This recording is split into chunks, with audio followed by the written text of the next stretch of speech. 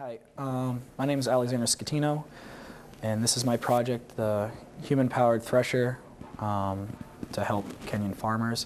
I also had two other people working with me last semester, which aren't currently working now, but I would like to just say their names, Ali Katim and Mohammed Almorde. They also helped me do this project. The executive summary. I'm going to be talking about what is threshing equipment, the objective of what we're doing in Kenya, our first ideas, the research that we put into this, what we built, and then operational observations, just what we observed while testing it, and then improvements and how it's going to be used in Kenya. Well, you might be asking yourself, what is threshing? A thresher is an agricultural machine that separates grain from stalks and husks. It basically helps the process by making yourself fat. It's like an improved way of threshing than the conventional way of just hitting it with flails and then basically tossing up the grain and the chaff into the air, letting that blow away, and then you get a refined seed. This is very manual intensive, and it takes a long time. So what's happening in Kenya currently is that they're using these flails. As you can see, this is a picture of threshing in Kenya, and then over here you can see 100 years ago, this is the technology we had. It is far beyond what they're using now today, and that's because of affordability and just getting the resources to build such a device. What will my machine be doing is threshing amaranth. Amaranth is a very small grain that is very high in protein. It can grow in dry climates and last for a very long time. They've actually found amaranth that was in Egypt, ancient, like basically in temples in Egypt, that you can still plant today. If it's stored the correct way, it will last basically forever. It's a superfood or a super grain that just means that for what it is, almost growing like a weed, very easy to grow. It provides a lot of nourishment. It's just basically like, you know, what you'd use wheat for. You use it for flour to, you know, make bread and so on and so forth. When it is ripe or ready to pick or harvest, it's very fine and will actually come off in your hands. That's how they can check it. So my device takes advantage of its attributes when it's refined. The objective of what we had is to make a low-cost machine that can be made locally using very little machining processes, so can be easily maintained and doesn't have to use gas or any other external power sources than people. First idea, this is actually like my first sketch of what I wanted to do, which was basically make a big bicycle, you know, like a pedicab, and then put on the threshing device in the back, which would be powered by rotating your wheels. Through basically time constraints on my end and budget constraints, this idea ended up having to be scrapped and reworked, but it did get the wheels moving, and it did get funding and the eligibility for me to work on it as a senior project. We did a lot of research. We actually went out to a museum, farming museum, and looked at a thresher that was used in the 1900s. The main devices of it was the sifter that separated the chaff from the seeds, and the thresher blades. Now this thresher was, which you will see, is more sophisticated than the one that I built. With this one, you basically hook it up to your car, to a truck, and then that drives a belt that drives your blades, and that chews up full stalks.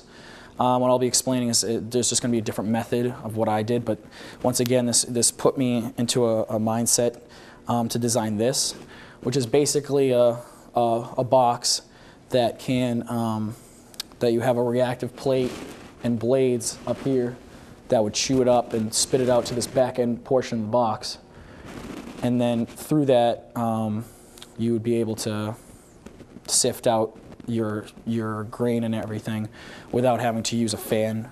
This is just using a grate or a sifter.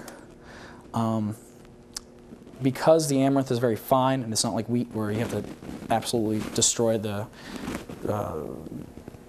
stalks to release the grain, I used more of like a rice threshing method, where basically what you do is you just touch your grain onto the top of this threshing head. The reactive, these pins right here would react against the amaranth, which would basically just loosen the seeds enough that it will throw it into the back portion here.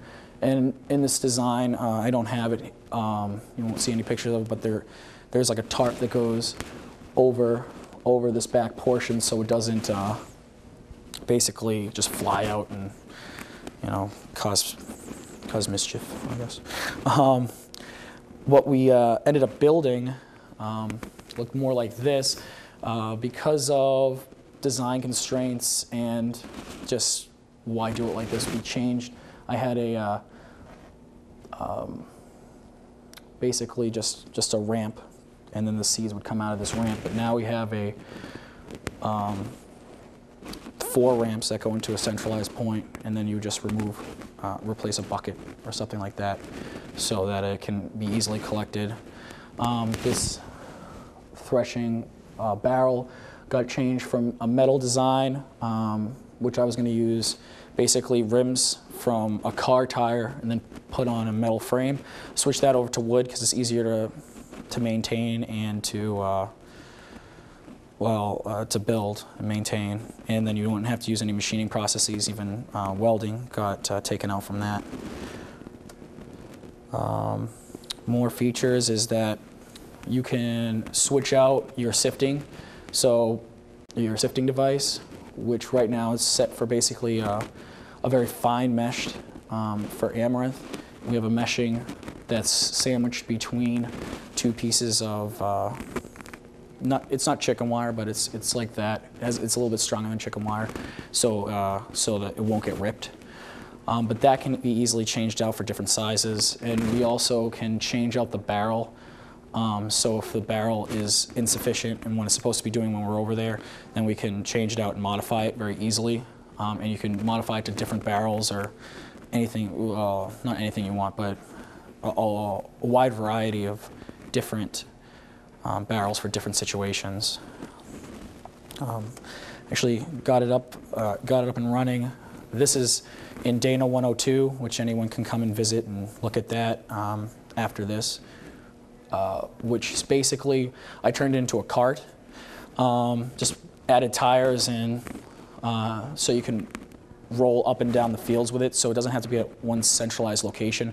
This will reduce losses for transportation, and it will also increase productivity because you can just go right from chopping it to the barrel and moving it up and down the fields at your leisure.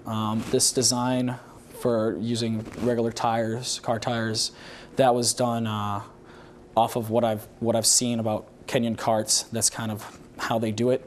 And my main goal is when I do go over to Kenya, this will be a demonstration piece, but we're going to be retrofitting this design onto an existing cart, and so I'm trying to make it as local. Try to make it at least look as local as possible. So it'll work, hopefully, over there. Operational observations. Well, it was very easy to operate even without any kind of bushings. The friction is so little that, and the barrel is so massive that it just rotates with relative ease. It costs a little bit over $100, and the processes were very simple. All I used was wood saws and a drill.